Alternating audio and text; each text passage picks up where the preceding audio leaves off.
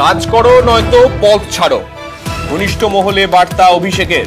পঞ্চায়েত পুরসভা মন্ত্রিত্বেও কড়া বার্তা ইঙ্গিত।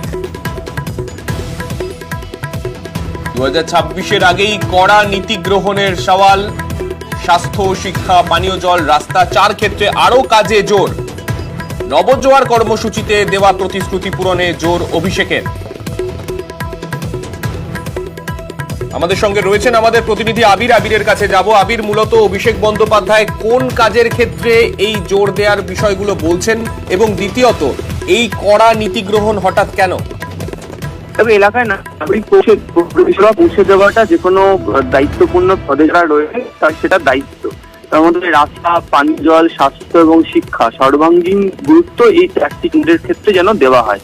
তুমি জানো, গতকালই অভিষেক বন্দ্যোপাধ্যায় যে টুইট করেছেন এবং সেই টুইট তিনি উল্লেখও করেছিলেন যে নবজোয়ার যাত্রা থেকে তিনি গোটা রাজ্য